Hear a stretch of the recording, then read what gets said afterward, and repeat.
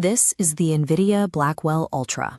It is a chimera, a single package containing 208 billion transistors spread across multiple dies. To reach this density, manufacturers have to fuse processors, memory, and high-speed I/O into one complex silicon sandwich. But that density creates a massive vulnerability. Out of those 208 billion transistors, a single microscopic gate stuck in the wrong position, permanently on or off, will turn this entire $40,000 unit into a brick. This is the rule of tens. Catch a flaw on the bare silicon wafer, and it costs pennies to discard. But if that defect survives assembly and makes it into a deployed AI server, replacement and downtime can reach $10,000. Because the financial risk scales exponentially, the industry treats testing as a vital cost center. It has created a multi-billion-dollar niche dedicated to hunting down flaws before they trigger a total loss. This hunt began in the 1950s as a manual, analog bottleneck. At Fairchild and Texas Instruments, quality control meant rows of human operators, mostly women, using needles to touch individual spots of silicon and watching for patterns on an oscilloscope. The process hit a wall in 1954 with the Regency TR-1, the first successful transistor radio. It sold 100,000 units. To keep up with demand, manufacturers needed matching pairs of transistors for audio quality, but their yield rates were so low they could hardly make one alike. Testing had to change. Engineers like Nick DeWolf realized that for semiconductors to become commodities, testers couldn't be delicate laboratory curiosities anymore.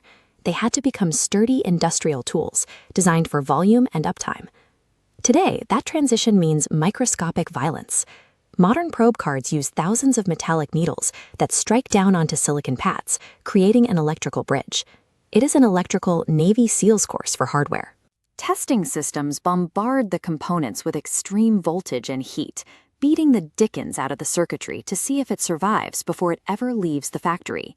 This shift from manual observation to automated, high-pressure interrogation is what allowed the industry to scale into the millions. By the 1990s, however, a new threat emerged.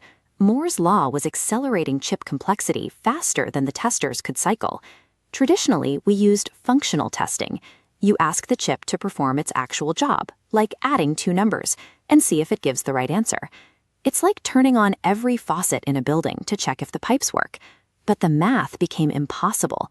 A simple 32-bit adder circuit has so many potential input combinations that you would need 2 to the 65th power unique test patterns to fully verify it.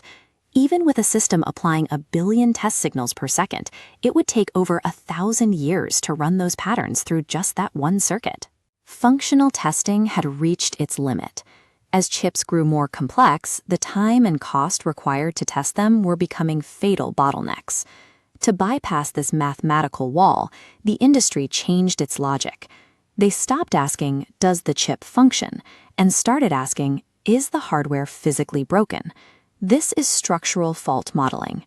Engineers write tests that target specific physical defects, like a gate that is permanently stuck at a logic value of 1 because of a manufacturing flaw.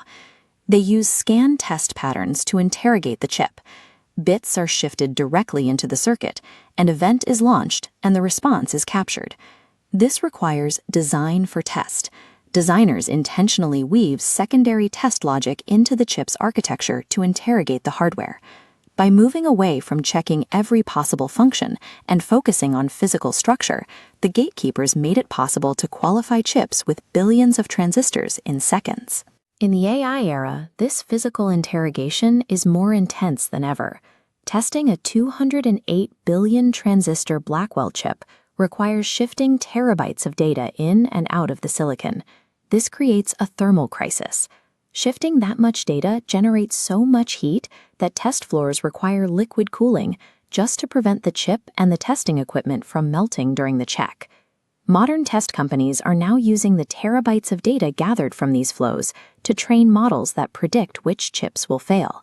By identifying failure modes during these stress tests, they can adjust the manufacturing process to raise yields on future wafers before they even hit the test floor.